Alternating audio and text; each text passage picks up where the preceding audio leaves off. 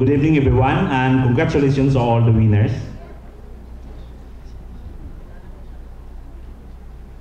In this year's Globe Media Excellence Award, I can't help but vividly recall the strongest typhoon that ever fell on our land, and that is what we call Typhoon Yolanda. Of course, with the exception of Miss Yoli, our Corpcom head, I started to hate two names of a woman.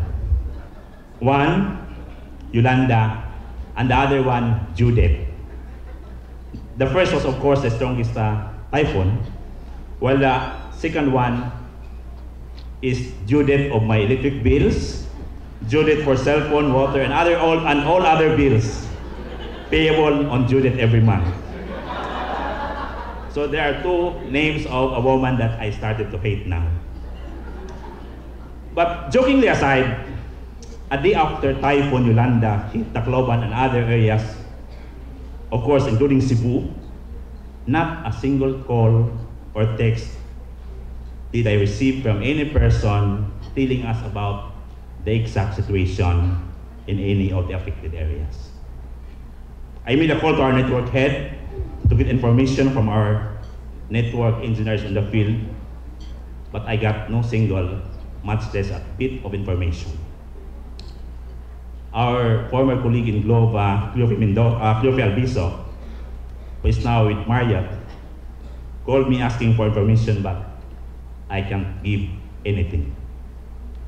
I put on our cable television, but there were only raw information about actual scenario.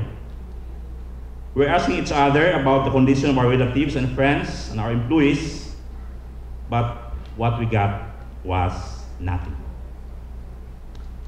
This is where we realized how indispensably important is the role of telecom services and media in the lives of people, particularly during calamities. So on our part, what we did was to gather all network engineers from Luzon and Mindanao to immediately start network restoration so that we'll be able to provide, however limited, access to telecom not only for typhoon victims, but also for the media people who can connect the families, relatives, employees, partners, and friends through the channel of communication. Thus, it is where we fully appreciate the interplay between media and telecom services. Of course, in this third year, Globe Media or Cebu Media Excellence Award always puts premium on your heroic acts, day in and day out, and in your tireless efforts to bring the stories to the people about the ravages brought about by Typhoon Yolanda, thereby helping the relief operations and later restoration, rehabilitation, and recovery of the affected areas and the people. After a few days of restoration, our telecom network has been a conduit in conveying your stories from the field down to the printing machine or from your cellular phone to the air. And on our part, we are proud to say that Globe has been a witness to every story gathered. Globe heard every bit of fact you broadcast in the air. Globe read every data you print on the broadsheet.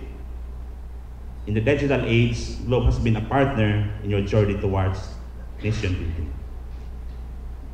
And Globe can actually recognize how much efforts you have poured into your job, especially during the post-Yolanda.